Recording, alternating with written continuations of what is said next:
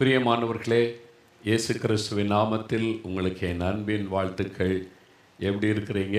இம்மட்டும் உதவி செய்த கர்த்தருக்கு ஸ்தோத்திரம் அப்படின்னு மகிழ்ச்சியோடு சொல்ல முடிகிறதா?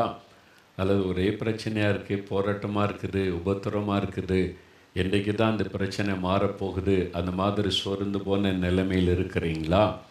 ஒன்றும் சோர்ந்து போகாதங்க, பயப்படாதங்க. இயேசு அற்புதம் செய்கிறவர். இன்றைக்கு உங்களுக்கு அற்புதம் செய்து உங்களை மகிழ்விக்க போகிறார். கைவிடப்பட்ட நிலைமையில், நம்பிக்கை இழந்து போன நிலைமையில் இந்த நிகழ்ச்சியை நீங்கள் பார்த்து கொண்டிருக்கலாம். இனிமே அவ்வளோதான் அவன் வாழ்க்கை அப்படின்னு ஊரார் சொல்லலாம், சொந்தங்கள் சொல்லலாம், மற்றவங்க பரிகாசம் பண்ணலாம். அவர்கள் வெட்கப்பட்டு போகும்படி அதே இடத்துல கர்த்தர் உங்களை ஆசீர்வதித்து உயர்த்துவதை நீங்கள் பார்ப்பீங்க. உங்களுடைய துக்கம் சந்தோஷமாக மாறும்.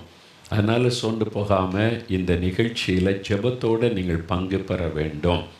ஏன்னா இந்த ஜெபிக்கலாம் வாங்க நிகழ்ச்சியில் நாம் நம்முடைய சொந்த காரியங்கள், நம்முடைய அற்புதங்கள், நம்முடைய வாழ்க்கையில் காணப்படுகிற குறைகள் நீங்கி ஆசீர்வாதம் உண்டாகவும் ஜெபிக்கிறோம். ஏனென்று சொன்னால், நிறைய கிறிஸ்தவர் அல்லாத மக்கள் புதுசாக நிறைய பேர் இந்த நிகழ்ச்சியை பார்க்குறீங்க. யாரோ சொன்னாங்க, சொந்தக்காரங்க சொன்னாங்க, நண்பர்கள் சொன்னாங்க, எங்களுக்கு இது மாதிரி பிரச்சனை இருக்குது, ஒரு அற்புதம் நடந்து விடாதான்னு பார்க்குறீங்க. அதனால தான் இயேசு அப்படிப்பட்ட உங்களை ரொம்ப நேசிக்கிறார். அவர் நான் அடிக்கடி சொல்லுகிற மாதிரி இயேசு மதங்களுக்கெல்லாம் அப்பாற்பட்டவர். நீங்கள் யாராக இருந்தாலும் சரி, இன்றைக்கு இந்த நிகழ்ச்சி ஜெபத்தோட, இயேசுவே என் வாழ்க்கையில் ஒரு அற்புதம் செய்யுங்க அப்படின்னு ஜெபத்தோடு நீங்கள் கவனித்து நிகழ்ச்சியில் சேர்ந்து ஜெபிச்சிங்கன்னா உங்களுக்கு அற்புதம் நடந்துவிடும். அதுக்கு தான் முதல் பகுதியில். அடுத்து நாம் தேசத்திற்காக ஜெபம் செய்கிறோம். ஏன்னா எழுப்புதல் காலம் சமீபித்து விட்டது. சாத்தானும் இன்றைக்கு உலகத்தில் மிகுந்த பலமாய் கிரியை செய்ய ஆரம்பித்து விட்டான். அதுதான் எழுப்புதல் சமீபம் என்பதற்கு மிகப்பெரிய அடையாளம். அதை வைத்து நாம் இப்போ ஜெபத்தை தீவிரப்படுத்த வேண்டும். முன்னில் அதிகமாக ஜெபிக்கணும். நடக்கிற ஒவ்வொரு நிகழ்வுகள் அவைகளை கவனித்து அவைகளுக்காக ஜெபிக்கிறோம். சாத்தானுடைய அசைவுகள், சாத்தானுடைய கிரியைகளை நம்ம கவனித்து ஜெபிக்க அவனுடைய திட்டங்கள் முடக்கப்பட்டு விடும். அதுக்கு தான் நம்ம கருத்தாக உலக அளவில் உள்ள நடக்கிற சம்பவங்களை அறிந்து ஜெபிக்கிறோம். பல நாடுகளிலிருந்து இணைந்திருக்கிறீங்க இந்த நிகழ்ச்சியில். உங்கள் தேசத்துக்காக நீங்கள் ஜெபிக்கிறீங்க, உங்களோட இணைந்து நாங்கள் ஜெபிக்கிறோம். உலகம் முழுவதையும் கர்த்தர் இந்த ஜெபத்தில் இணைத்திருக்கிறார். அதற்காக ஆண்டவருக்கு ஸ்தோத்திரம். அப்படி ஜெபித்த பிறகு வேறு வசனத்தை நம்ம தியானித்து வசனத்தின்படி நம்முடைய வாழ்க்கை இருக்க நம்முடைய ஆவிக்குரிய ஆசீர்வாதத்துக்காகவும் ஜெபம் செய்கிறோம். அதனால் இந்த நாளிலும் இயேசு உங்களுக்கு ஒரு அற்புதம் செய்ய போகிறார். விசுவாசத்தோடு இந்த ஜெபிக்கலாம் நிகழ்ச்சியில் இணைந்து நீங்கள் ஜெபிக்கணும். சரி, இந்த நாளில் முதலாவது சில சாட்சிகளை நான் வாசித்த பிறகு வீடியோவில் 2 சாட்சிகளை நம்ம பார்க்க போகிறோம். அதன் பிறகு உங்களுக்காக நீங்கள் ஜெபிக்க போகிறீங்க. உங்கள் பிரார்த்தனை கேட்டு இயேசு உங்களுக்கு அற்புதம் செய்ய போகிறார். டாக்டர்ஸ் எல்லாம் கைவிட்டுட்டாங்கங்க, இனிமேல் அவ்வளோதான், பிழைக்கிறதுக்கு வழியே இல்லைன்னு சொல்லிட்டாங்க அப்படின்னு படுக்கையில் நீங்கள் உங்களை வைத்திருக்கிறதுனால படுக்கையிலிருந்து இதை பார்த்து கொண்டு இருக்கிறீங்களா? ஒன்றும் பயப்படாதங்க. இயேசுவால் சுகமாக்க முடியாத வியாதி ஒன்றுமே கிடையாது. எனக்கு அப்படி தான் சொன்னாங்க. 14 வயசில் இருதயம் கம்ப்ளீட்டாக டேமேஜ் ஆகிட்டு பிழைக்கிறதுக்கு வாய்ப்பே கிடையாது, வீட்டில் கொண்டு போய் வைத்து கடைசி ஆசையை நிறைவேற்றுங்கன்னு சொல்லி தான் அனுப்பிட்டாங்க. ஆனால் இன்றைக்கி வரைக்கும் நான் உயிரோடு இருக்கும்படி ஆண்டவர் அற்புதம் செய்திருக்கிறாரு. இல்லை 50 வருஷத்துக்கு மேலே என்னை ஜீவனோடு காத்து அவ்வளோதான் டேமேஜான இருதயத்தை புது இருதயமாக மாற்றிட்டாரே, எனக்கு உங்களுக்கு செய்வார்ல. ஏன்னா எனக்கு செய்திருக்கிறார், நான் அதை அனுபவித்து கொண்டிருக்கிறேன். உங்களுக்கும் அதை செய்வார். உங்கள் குடும்பத்தில் யாரோ ஒருவரை படுக்கையில் வைத்து கொண்டு ஜெபிக்க காத்திருக்கிறீங்க தானே, இன்றைக்கு இயேசு உங்களுக்கு அற்புதம் செய்வார். முதல்ல இந்த சாட்சிகளை நீங்கள் கவனமாக கேட்க வேண்டும். எப்படி இந்த அற்புதம் இவங்களுக்கு நடைபெற்றது, எப்படி இவங்க ஜெபித்தாங்க, நீங்களும் அதே மாதிரி ஜெபித்தா போதும். அதுக்கு ஒன்றும் பெரிய அடுக்கு மொழியில் அது மாதிரி அழகான ஒரு வார்த்தைகளில் அலங்காரமாக ஜெபிக்கணும் அவசியம் கிடையாது. உங்களுக்கு என்ன முடியுமோ, இயேசுவே முடியலப்பா சுகம் கொடுங்க, அவ்வளோதான். இயேசுன்ற பெயரை சொல்லி நீங்கள் ஜெபிக்கிற ஜெபம் வல்லமை உள்ளது. சரி, இந்த சாட்சிகளை பார்க்கலாமா? சகோதரி தேவ அன்பு சிவகாசி அந்த சிவகாசியிலேருந்து ஒரு சகோதரி எழுதியிருக்கிறாங்க. எனக்கு ஒரு மகனும் மகளும் இருக்கிறார்கள். என் கணவரை சம்பாதிப்பதற்காக வெளிநாட்டிற்கு அனுப்ப முயற்சித்த பொழுது கடன் வாங்கினோம். வெளிநாட்டுக்கு கணவர் அனுப்பி வேலை கிடச்சிட்டா நல்லா வாழலான்னு கடன் வாங்கி அனுப்பினாங்க. அப்படி வாங்கின போது ஒரு கடனை அடைக்க மறு கடன் வாங்க வேண்டிய சூழ்நிலை ஏற்பட்டது. இந்த சூழ்நிலையில் என் கணவரும் இறந்து விட்டார். கடன் சுமையும் அதிகமானதால் என்ன செய்வதென்று சூழ்நிலையில் இருந்தோம். கடன் கொடுத்தவர்களும் பணத்தை திருப்பி கேட்டு நெருக்கடி கொடுத்தார்கள். மன உளைச்சலினால் எதை பற்றியும் யோசிக்காமல் குடும்பமாக தற்கொலை செய்து கொள்ளலாம் என்று முடிவெடுத்திருந்தோம்.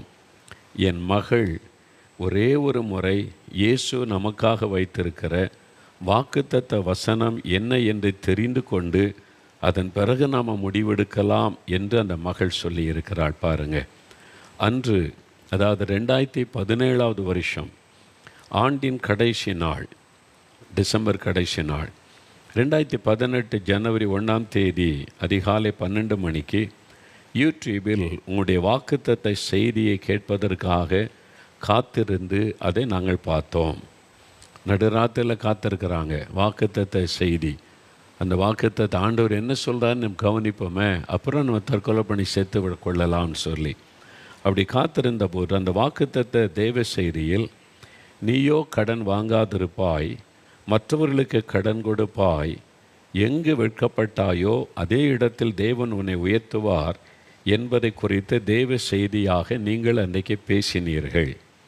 இயேசு எங்களோடு பேசுவதை நாங்கள் உணர்ந்தோம். உடனே எங்களை குடும்பமாக ஒப்பு கொடுத்து ஜெபம் செய்தோம். தற்கொலை எண்ணம் எங்களை விட்டு போனது. அன்றைக்கு குடும்பமாக தற்கொலை பண்ணி மறிக்க முடிவு எடுத்துட்டாங்க. கர்த்தருடைய வார்த்தை என்ன சொல்லுது கேட்டது சாகலான போது ஆண்டவர் தன் வசனத்தை கொண்டு பேசுகிறார். அவங்க குடும்பமாக ஜெபித்த போது தற்கொலை எண்ணம் மாறுகிறது. சரி, அதோடு போயிட்ட காரியம் தற்கொலை எண்ணம் மாறிட்டா போதுமா? என்ன நடக்கிறது பாருங்கள். படிப்படியாக எங்களின் கடன் பாரம் குறைய ஆரம்பித்தது. இயேசு சொன்னபடியே எங்களை வெட்கப்படாமல் தலை நிமிர்ந்து வாழ வைத்திருக்கிறார். கடனெல்லாம் முடிந்தது. கடன் பிரச்சனை விடுதலை. எங்களை ஜீவனோடு இம்மட்டும் வைத்து வெட்கப்படுத்தாமல் வாழ வைத்த இயேசுவுக்கு நாங்கள் நன்றி பாராட்டுகிறோம். ஆண்டவர் இன்றைக்கு என்ன பேசினாரோ அதன்படி கடன் பிரச்சனை விடுதலையாக்கி இன்றைக்கி வாழ வைத்திருக்கிறார். உங்களுக்கு அதான் பிரச்சனைன்னா நீங்களும் குடும்பமாக ஒப்பு கொடுத்து செபிங்க, ஒரு அற்புதம் நடக்கும். ரெண்டாவது சகோதரி மீனா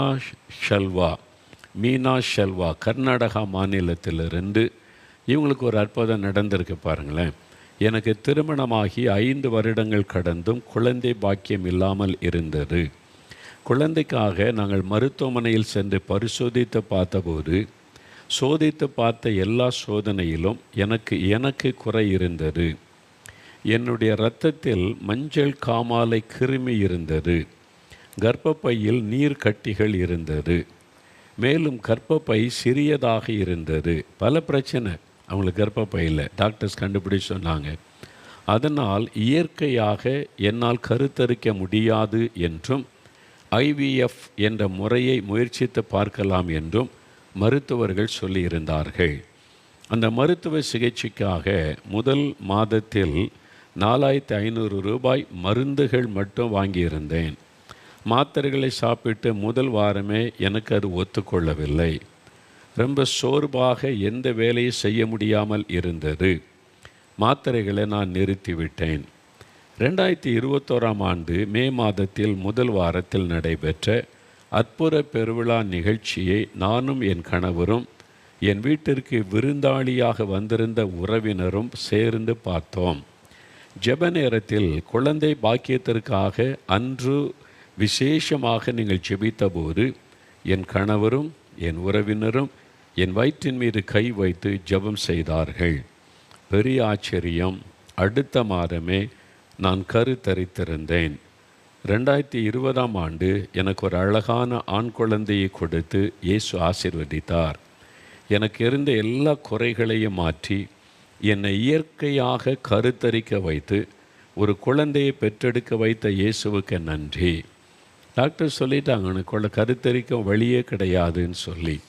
ஆனால் ஆண்டவர் அற்புதம் செய்துட்டார் பார்த்தீங்களா? முடியாததை முடியச் செய்கிற தேவன். இன்றைக்கு உங்களுக்கு இதே மாதிரி ஒரு பிரச்சனை, குழந்தை இல்லை, அதுக்காக கர்ப்பப்பையில் பிரச்சனை, அதுக்கு அது செய்யணும் இது செய்யணும் என்னென்னவோ சொல்கிறாங்களே, ஒரு குழப்பத்தோடு இருக்கிறீங்களா?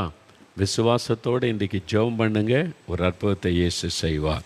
இந்த மகளுக்கு செய்த ஆண்டவர் உங்களுக்கு செய்வார். அடுத்து சகோதரி ரூத் சீர்காழியிலிருந்து சகோதரி ரூத் எழுதியிருக்கிறாங்க பாருங்கள்.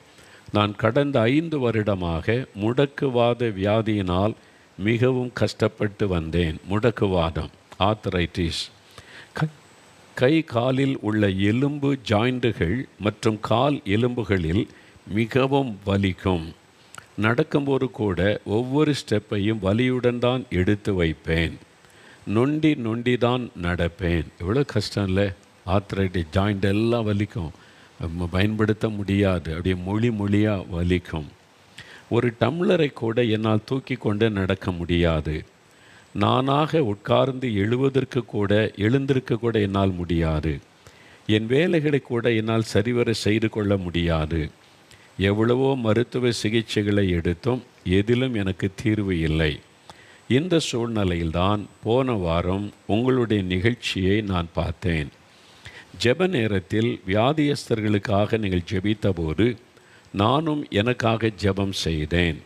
அந்த ஜெப நேரத்திலேயே என்னை விட்டு ஏதோ ஒன்று விலகி போவதை உணர்ந்தேன். தன் சரீரத்தை விட்டு ஏதோ ஒன்று வெளியேறி போனதை அவங்களால் உணர முடிந்தது.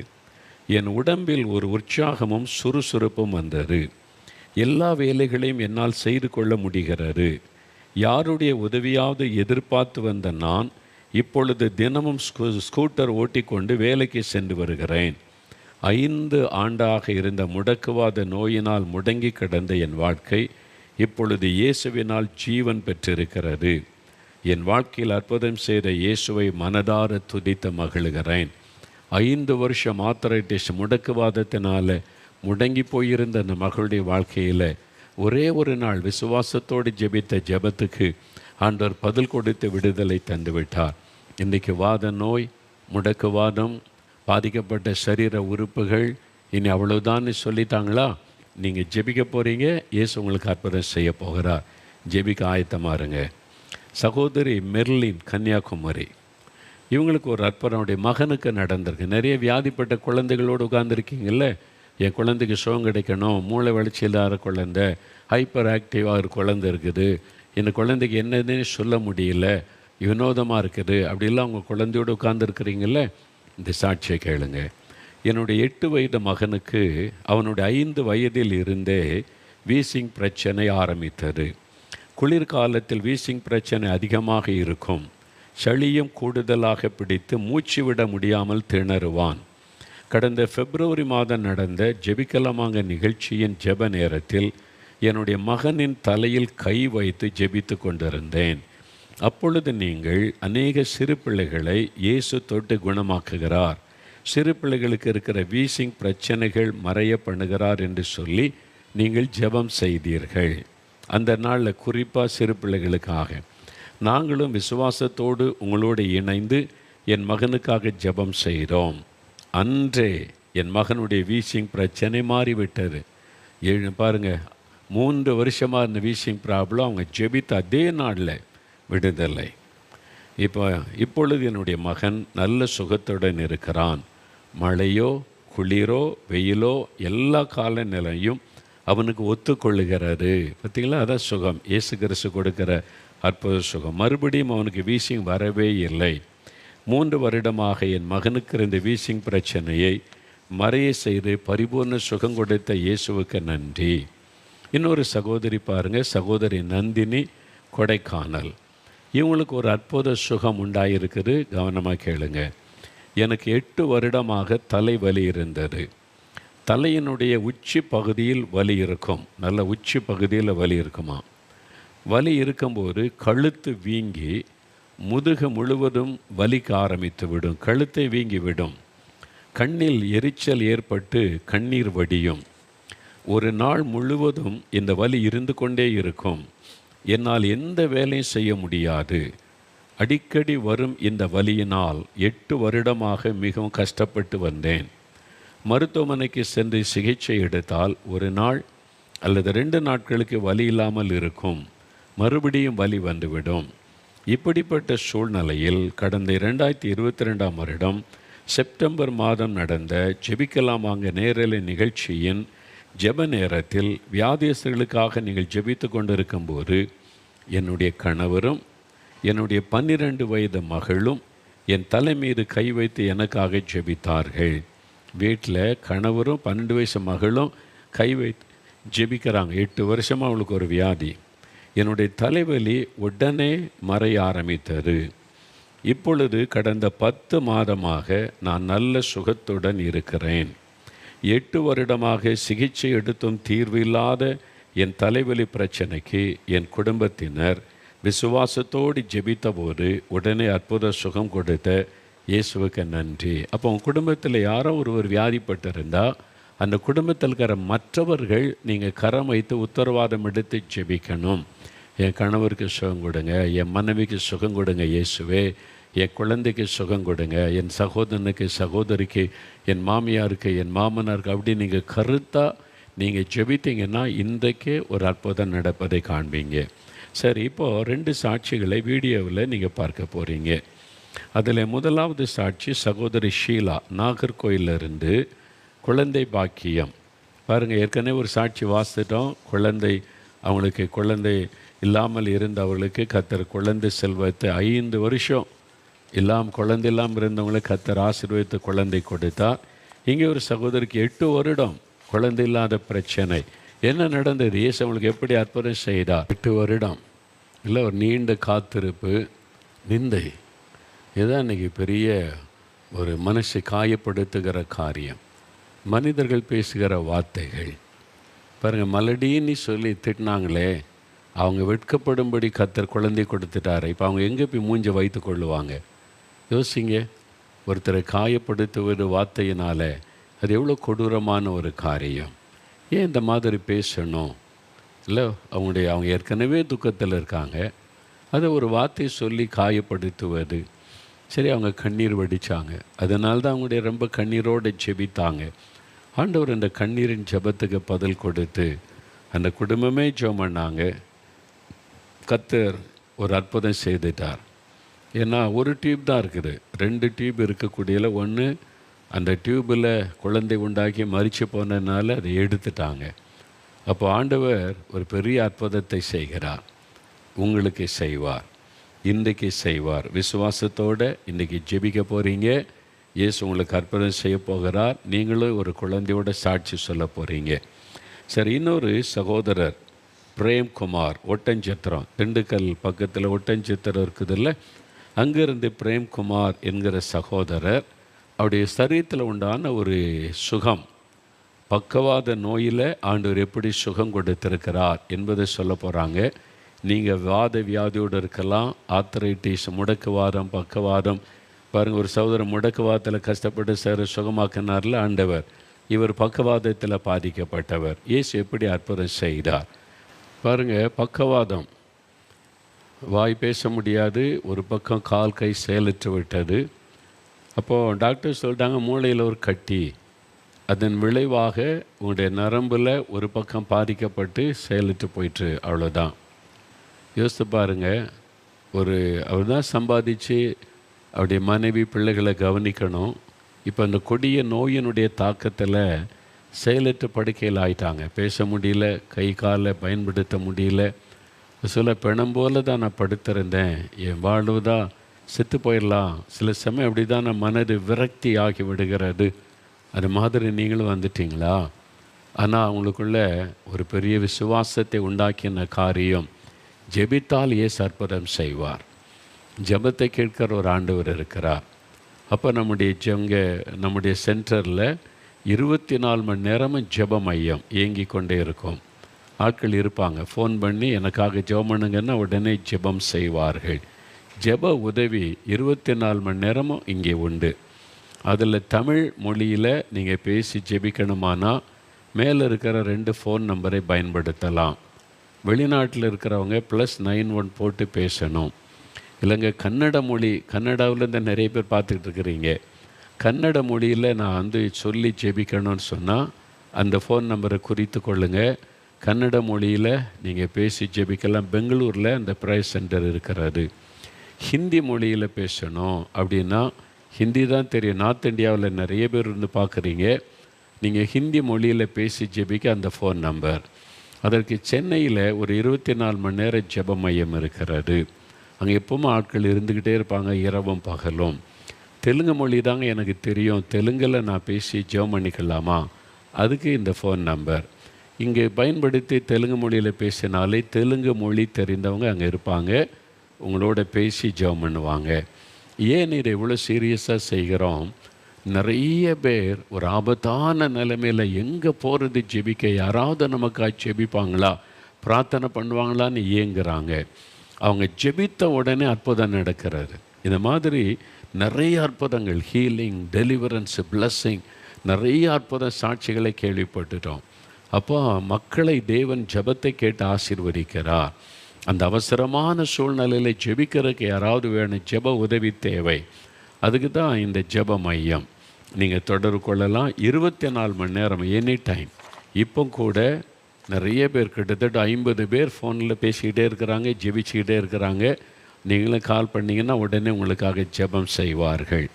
சரி, இப்போது இவங்களுக்கெல்லாம் ஏசு அற்புதம் செய்தாரே, ஜெபத்தை கேட்டு அற்புதம் செய்தார். நான் ஜெபம் பண்ண ஆண்டவர் செய்வாரா? ஆண்டவர் உங்கள் ஜெபத்தையும் கேட்பார். இல்லைங்க நான் கிறிஸ்தவெல்லாம் கிடையாதுங்க, சர்ச்சுக்கெல்லாம் போனது இல்லைங்க, நான் ஜெபம் பண்ணால் கூட ஏசு அற்புதம் செய்வாரா? கட்டாயம் செய்வார். அவருக்கு வந்து அந்த பாகுபாடெல்லாம் கிடையாது. நீ ஏன் என் சர்ச்சுக்கு வரல, நான் ஏன் உனக்கு அற்புதம் செய்யணும் அப்படிலாம் இயேசு கேட்க மாட்டார். அப்போ நீ எவ்வளோ காணிக்க தருவ, அதெல்லாம் இயேசு கேட்க மாட்டார். ஒரே ஒரு காரியம், நீ விசுவாசிக்கிறியா? நீ வந்து என்னை கூப்பிட்டா நான் அற்புதம் செய்வேன், நீ விசுவாசிக்கிறியா அப்படின்னு தான் கேட்பார். நீங்கள் சொல்லுங்கள், இயேசுவே நான் விசுவாசிக்கிறேன், எனக்கு ஒரு அற்புதம் செய்யுங்க, எனக்கு விடுதலை கொடுங்க. இந்த பாவம், பாவ பழக்கம், மதுபான பழக்கம், சூதாட்டம், இது மாதிரி விட முடியாத சில பாவ பழக்கம், அதிலிருந்து எனக்கு விடுதலை வேணும்னா இருதயத்தில் கை வைத்து இயேசுவே எனக்கு விடுதலை வேணும் அப்படி ஜெபிக்கணும். சுகம் வேணுமானா வியாதி உள்ள இடத்துல கை வைங்க. எந்தெந்த இடத்துல வலி, வேதனை, கட்டிகள் இருக்கிறத கை வைக்கணும். அங்கே உங்களுக்கு வயிற்றில் பிரச்சனை, வயிற்றில் கை வைத்து கொள்ளுங்க. கிட்னியில் ப்ராப்ளம்னா அங்கே கை வைத்து கொள்ளுங்க. கர்ப்பப்பையில் பிரச்சனைனா அங்கே பாருங்கள், கர்ப்ப பாத்திரம்.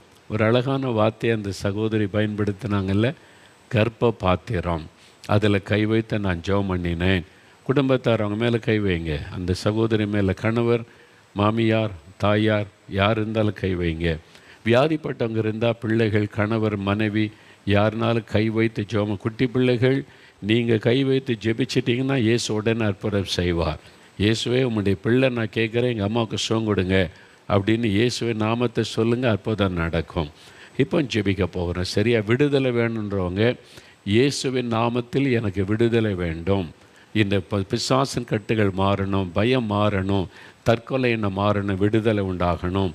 இயேசு என்கிற நாமத்தை நீங்கள் பயன்படுத்தி ஜெபிக்கணும். அப்போ இப்போவே அற்புதம் நடப்பதை நீங்கள் பார்ப்பீங்க. ஜெபிக்கலாமா? 5 நிமிஷம்தான்.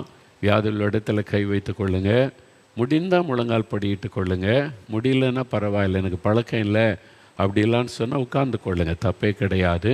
கண்களை மூடி இருதயத்தில் இயேசுவை நினைத்து ஜெபிக்க ஆரம்பிக்கணும். இயேசுவே உமக்கு ஸ்தோத்திரம். இயேசுவே இவங்களுக்கெல்லாம் அற்புதம் செய்திருக்கிறீங்க, இவங்களுக்கு குழந்தை கொடுத்துருக்கிறீங்க, வியாதியை மாற்றி இருக்கிறீங்க, அண்டு பக்கவாதத்தையே மாற்றி நடக்க வச்சிட்டீங்க, பெரிய அற்புதம்லாம் செய்திருக்கிறீங்க, எனக்கு நீங்கள் செய்யணும். நான் இயேசுவின் நாமத்தை விசுவாசிக்கிறேன். இயேசுவே உம்மை விசுவாசிக்கிறேன், என்னை தொடுங்க, என் சரீரத்தில் அந்த கட்டியை எடுத்து போடுங்க, கேன்சர் வியாதியை எடுத்து போடுங்க, இந்த ஆஸ்துமா வியாதியை நீக்கி போடுங்க, என் சரீரத்தில் இருக்கிற வலிகளையெல்லாம் மாற்றுங்க. ஆண்டவரே என் பிரெயினில் கட்டின்றாங்க, மூளையில் அது மறையட்டும் இயேசுவின் நாமத்தில். கர்ப்பப்பையில் கட்டின்றாங்க, அதெல்லாம் இயேசுவின் நாமத்தில் மறைந்து போகட்டும். நீங்களே ஜெபம் பண்ணுங்க, வாயை திறந்து இயேசுவின் நாமத்தில் எனக்கு சுகம் உண்டாகட்டும், இயேசு கிறிஸ்துவின் நாமத்தில் என் கணவருக்கு சுகம் உண்டாகட்டும், இயேசு கிறிஸ்துவின் நாமத்தில் என் மனைவிக்கு, குழந்தைகளுக்கு சுகம் உண்டாகட்டும், இயேசுவின் நாமத்தில் கர்ப்பம் ஆசீர்வதிக்கப்படட்டும். ஜெபம் பண்ணுங்க, சொல்லுங்கள், இயேசுவே ஆசீர்வதிங்க, இயேசுவே நிந்தையை மாற்றுங்க. இயேசுவே எனக்கும் ஒரு குழந்தை செல்வத்தை அருளி ஆசீர்வதியும். கேளுங்க, ஜெபிக்க ஜெபிக்க அற்புதம். கடன் பிரச்சனை மாறணும், பிள்ளைகளுடைய திருமண காரியம் நடக்கணும், ஆண்டவரே அந்த மாதிரி குழந்தை செல்வம் உண்டாகணும். ஜெபம் பண்ணுங்க. திருமண காரியம் நடக்கணும், வீடு கட்டுகிற காரியம் ஆசீர்வாதமாக நடக்கணும். என்ன உங்களுக்கு ஜெப விண்ணப்பம் இருக்குதோ அதை சொல்லி ஜெபிங்க. இயேசு கிறிஸ்துவின் நாமத்தில் இந்த பிள்ளைகள் வேண்டிக் கொள்ளுகிற காரியத்தில் அற்புதம் நடப்பதாக. இயேசுவே, இன்றைக்கு வியாதியஸ்தரை வைத்து கொண்டு ஜெபிக்கிறாங்களே அப்பா, குழந்தைகளை மடியில் வைத்து கொண்டு ஜெபிக்கிறாங்களே, பாதிக்கப்பட்ட குழந்தைகள், மூளை வளர்ச்சியில் குறைவுபட்ட குழந்தைகள், ஹைப்பர் ஆக்டிவ் குழந்தைகள், ஆண்டவரை தொடுங்க தொடுங்க. அந்த தாயினுடைய கண்ணீருக்கு இரக்கம் செய்யுங்க. அவருடைய கண்ணீரின் ஜெபத்திற்கு பதில் கொடுங்க. அற்புதம் நடக்கட்டும். ஜெபிக்கிற பிள்ளைகள் இப்பொழுதே சுகம் அடைந்து எழும்பி நடக்கட்டும். மரண கட்டுகள் மாறட்டும் இயேசுவின் நாமத்தில். மரண போராட்டங்கள் விலகட்டும், பொல்லாத ஆவிகள் விலகட்டும். விடுதலையும் சுகமும் இயேசுவின் நாமத்தில் உண்டாகட்டும். கர்த்தருடைய கரம் தொடுகிறது தொடுகிறது. இயேசுவே ஸ்தோத்திரம் சொல்லுங்க. வாய் திறந்து இயேசுவே உமக்கு நன்றி, இயேசுவே உமக்கு ஸ்தோத்திரம். விடுதலைக்காய் ஸ்தோத்திரம், சுகத்திற்காய் ஸ்தோத்திரம், ஆசீர்வாதத்திற்காய் ஸ்தோத்திரம். இயேசுவே, எங்கள் ஜெபத்தை கேட்டீர், என் ஜெபத்தை கேட்டீர், பதில் தந்துவிட்டீர், உமக்கு நன்றி. இயேசுவே உமக்கு ஸ்தோத்திரம் ஸ்தோத்திரம் ஸ்தோத்திரம். நல்ல வலதுகரம் வைத்து ஸ்தோத்திரம் பண்ணுங்க. இயேசுவே உமக்கு நன்றி. அற்புதம் செய்துட்டீங்க, ஜெபத்தை கேட்டீங்க, பதில் கொடுத்துட்டீங்க. அற்புதத்தை எதிர்பார்க்கிறேன். அந்த சகோதரன் மீது உம்முடைய ரத்தந்தோ இந்த கைகளை வைத்து சுகம் கொடுத்தீங்களே, அந்த சகோதரர் சொன்னாங்களே, அதே மாதிரி உம்முடைய கரம் என்னை தொடட்டும், தழும்புள்ள கரம் என்னை தொடட்டும், எனக்காக ரத்தம் சிந்தின அந்த கரம் என்னை தொடட்டும். அப்படி அநேகர் செபிக்கிறாங்கப்பா. அவங்க மேலே உங்களுடைய கரத்தை வையுங்க ஆண்டவரை. இப்பொழுதே தழும்புள்ள கரம் வைக்கப்படட்டும், அற்புதங்களை செய்கிற கரம் வைக்கப்படட்டும். உம்முடைய கரத்தை நீட்டுங்க ஆண்டவரே. சுகமும் விடுதலையும் உண்டாகட்டும். நீங்கள் செய்து விட்டீங்க, அதற்காய் நன்றி நன்றி நன்றி. மனதாரமை துதிக்கிறோம். நல்ல ஸ்தோத்திரம் பண்ணுங்க. எங்கள் ஜெபத்தை கேட்டதற்காய் நன்றி, பதில் கொடுத்து விட்டதற்காக நன்றி. அற்புதங்களை நாங்கள் எதிர்பார்க்கிறோம். இயேசு கிறிஸ்துவின் நாமத்தில் ஜெபிக்கிறோம் பிதாவே. ஆமேன் ஆமேன். ஆண்டவர் உங்களுடைய ஜெபத்தை கேட்டுட்டார், பதில் தந்துட்டார். ஆண்டவருடைய கரம் உங்களை தொட்டு விட்டார். அந்த சகோதரர் சாட்சியில் சொல்லும்போது சொன்னாங்கல்ல, அவர் படுக்கையில் இருக்கும்போது ஒரு கரம் தொட்டு, அது ரத்தம், இந்த ஆணி பாய்ந்த இயேசுடைய ரத்தந்தோ இந்த கைகள் அவர் தலையில் தொட்ட உடனே ஒரு மாற்றம். இன்றைக்கி அநேகர் இயேசுவின் கரம் தொட்டு இருக்கிறாரு. ஒரு கரம் தொட்டதை உணர்ந்தீங்க. உங்களுடைய தலையில், உங்களுடைய வியாதிப்பட்ட இடத்துல ஒரு கரம் தொட்டதை. நான் படுக்கையில் இருந்தபோது அப்படி தான் ஒரு சகோதரர் ஜெபிக்கும் போது கண்ணால் பார்க்க முடியல, ஆனால் ஒரு கரம் என்னை தொட்டார். ஒரு கை இந்த இடத்த தொட்டால் எப்படி இருக்கும்? கண்ணில் பார்த்த கை தெரியல, ஆனால் ஃபீல் பண்ண முடியுதில்லை, யாரோ தொடுறாங்களே, அதான் இயேசுடைய கரம். என்னால் அவர் மாம்ச கண்ணால் பார்க்க முடியாது, அவர் ஆவியாக இருக்கிற தேவன். அதனால் அவருடைய தொடுதலை உணர முடியும். பாருங்கள், இயேசுடைய கரம் தொட்டது. இன்றைக்கி அநேகரை தொட்டு இருக்கிறாரு. ஆண்டவருடைய கர்ப்பப்பையை தொட்டு ஆசீர்வதித்து விட்டார். உன்னுடைய நோய்கள் மறைந்து விட்டார். இயேசுவுக்கு ஸ்தோத்திரம் உண்டாகட்டும். ஆமேன் ஆமேன். சரி.